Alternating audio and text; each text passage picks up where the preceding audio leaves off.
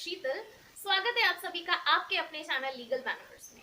दोस्तों, आज हम लोग बात करने वाले हैं लिव इन रिलेशनशिप के बारे में। लिव इन रिलेशनशिप क्या होता है, लिव इन रिलेशनशिप में कौन एंटर कर सकता है, कौन एंटर नहीं कर सकता है, इन सभी बातों को जानेंगे डिटेल में। तो दोस्तों, सबसे पहले तो मैं आपको बता दूं कि लिव इन रिलेशनशिप क्या होता है। लिव इन रिलेशनशिप में दो पार्टनर्स होते हैं, एक मेल और एक फीमेल। ये दोनों एक साथ एक छत के नीचे एक ही घर में रहते हैं, हस्बैंड एंड वाइफ की तरह। हाँ जी, ये हस्बैंड एंड वाइफ की तरह होते हैं, मगर ये हस्बैंड वाइफ नहीं होते हैं। यानी कि ये लीगली वेडेड नहीं होते हैं, इनकी शादी नहीं हुई होती, लेकिन ये एज हस्बैंड वाइफ एक ही घर में एक ही छत के नीचे रहते हैं। ऐसे पार्टनर्स को लिव इन पार्टनर्स कहा जाता है।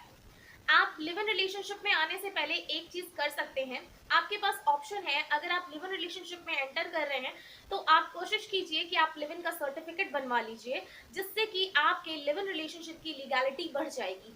जैसा कि आप लोग जानते ही होंगे कि इंडिया में लिव इन रिलेशनशिप लीगल है। जी हाँ दोस्तों, live in relationship is legal but immoral in India. It is legal, completely legal है, मगर मॉरल नहीं है। जैसा कि आप लोग जानते हैं कि सोसाइटी जो है इंडिया की, वो लिव इन रिलेशनशिप के कॉन्सेप्ट को पसंद नहीं करती और एक्सेप्ट नहीं करती, इसलिए इसको सोसाइटी के खिलाफ माना जाता है और इमोरल माना जाता है। It is not moral.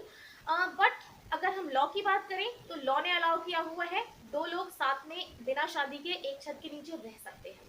तो ये तो हो गया लिव इन रिलेशनशिप का कॉन्सेप्ट कि दो लोग एक साथ एक छत के नीचे रहते हैं, एक हस्बैंड वाइफ के रोल में रहते हैं, मगर वो हस्बैंड वाइफ की कैपेसिटी में नहीं होते हैं।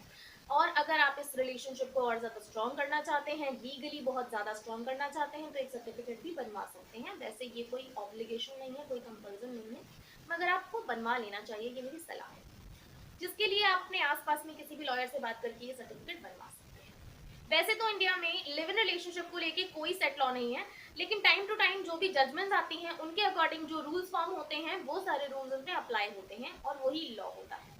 चलिए अब जानते हैं कि कौन लिव इन रिलेशनशिप में एंटर कर सकता है। तो लिव इन रिलेशनशिप में एंटर करने के लिए आपकी उम्र 18 प्लस होनी चाहिए, आपको अडल्ट होना बहुत जरूरी है। अगर आप अडल्ट हैं तो ही आप लिव इन रिलेशनशिप में एंटर कर सकते हैं, otherwise you are not allowed to enter into a live in relationship. Okay. कई बार सवाल आता है कि अगर कोई इंसान ऑलरेडी मैरिड है किसी के साथ, यानी कि कोई हस्बैंड या कोई वाइफ हो सकता है, तो क्या वो इंसान किसी और के साथ अगर किसी और घर में किसी और छत के नीचे रहता है तो क्या वो लिव इन रिलेशनशिप कहलाएगा? इसका जवाब है बिल्कुल नहीं। अगर आपकी शादी ऑलरेडी किसी से हो चुकी है तो जो भी आपका वेडेड स्पाउस है, हस्बैंड या वाइफ, अगर वो लिविंग है और आप किसी और के साथ रह रहे हैं तो वो लिव इन रिलेशनशिप बिल्कुल नहीं कहलाएगा। अगर आप हस्बैंड हैं और अपनी वाइफ के होते हुए किसी और के साथ रहते हैं, या फिर आप वाइफ हैं और हस्बैंड के होते हुए किसी और के साथ रहते हैं, तो वो अडल्ट्री कहलाएगा, ना कि लिव इन रिलेशनशिप कहलाएगा। तो जैसा कि आप लोग जानते हैं कि adultery is no more a crime in India. Latest judgment जो सुप्रीम कोर्ट का आया है उसके हिसाब से अडल्ट्री को क्राइम के दायरे से हटा दिया गया है। इसकी क्रिमिनलिटी हटा दी गई है। पहले ये क्राइम हुआ करता था जिसमें 5 साल की सजा प्लस फाइन हुआ करता था, लेकिन अब ये क्राइम नहीं है। लेकिन हाँ, अडल्ट्री को बेसिस बना के आपका जो स्पाउस है वो डिवोर्स ले सकता है। Adultery is a ground for divorce. तो ये हो सकता है, पहले क्राइम था, क्रिमिनल केस होता था, अब क्रिमिनल केस नहीं हो सकता, अब सिर्फ सिविल सूट चल सकता है, चीटिंग वगैरह का केस चल सकता है। हाँ, ऐसे केस में अगर इस वजह से आपके स्पाउस ने सुसाइड कमिट कर लिया है, तो अबेटमेंट टू सुसाइड का केस भी आपके ऊपर लग सकता है, because you have created this situation.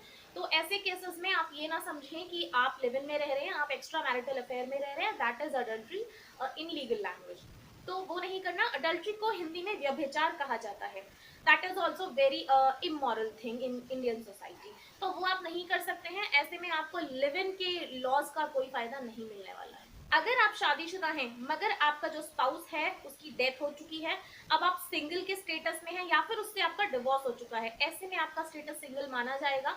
तो इस केस में अगर आप किसी और के साथ रहते हैं तो वो लिव इन रिलेशनशिप कहलाएगा, बशर्ते जिसके साथ आप रह रहे हैं वो भी सिंगल ही होना चाहिए, उसका कोई स्पाउस लिविंग नहीं होना चाहिए, और अगर है तो डिवोर्स हो जाना चाहिए। तो ऐसे केस में आप वहां पर लिव इन रिलेशनशिप में कहलाएंगे, लिव इन पार्टनर कहलाएंगे, और आपको सारे लिव इन के बेनिफिट्स जो भी लॉ आपको देता है वो सब आपको मिलेंगे। एक और इम्पॉर्टेंट चीज, लिव इन रिलेशनशिप में जो लिव इन पार्टनर्स है उनका अगर उस रिलेशन से कोई चाइल्ड बॉर्न होता है तो उसका क्या स्टेटस होगा। तो ऐसे केसेस में जब ऐसे रिलेशनशिप से कोई चाइल्ड बॉर्न होता है तो ऐसे केसेस में उस बच्चे की जिम्मेदारी मेल पार्टनर की होती है।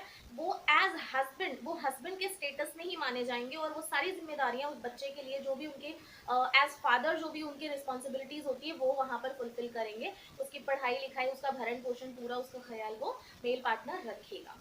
तो दोस्तों ये थी लिव इन से रिलेटेड कुछ खास जानकारी जो आप लोगों को मालूम होनी चाहिए। लिव इन का कॉन्सेप्ट सिर्फ इतना ही नहीं है, ये काफी वाइडर सब्जेक्ट है जिसपे सारी बातें तो एक वीडियो में नहीं की जा सकती। आई विल ट्राई कि मैं इसका पार्ट 2 लेकर आऊं और आपको और क्लैरिटी दूं इस लिव इन कॉन्सेप्ट पर। तो दैट्स इट, इस वीडियो में इतना ही है। मैं मिलूंगी आपसे किसी और वीडियो में। तब तक के लिए आप लोगों ने अगर चैनल को सब्सक्राइब ना किया हो तो आप जाके चैनल को सब्सक्राइब कर सकते हैं। इस चैनल पे हम इसी तरह की लीगल इन्फॉर्मेशन से related videos time to time लेकर आते रहते हैं। और अगर आपको लगता है कि ये जानकारी आपके पास होनी चाहिए तो चैनल को सब्सक्राइब कर लीजिएगा। वीडियो अच्छा लग जाए अगर, और लगे कि हाँ आपके काम का है, तो आप वीडियो को लाइक कर सकते हैं, दोस्तों के साथ शेयर कर सकते हैं। तो इतना ही है इस वीडियो में, मिलते हैं किसी और वीडियो में, तब तक के लिए इजाजत दीजिए।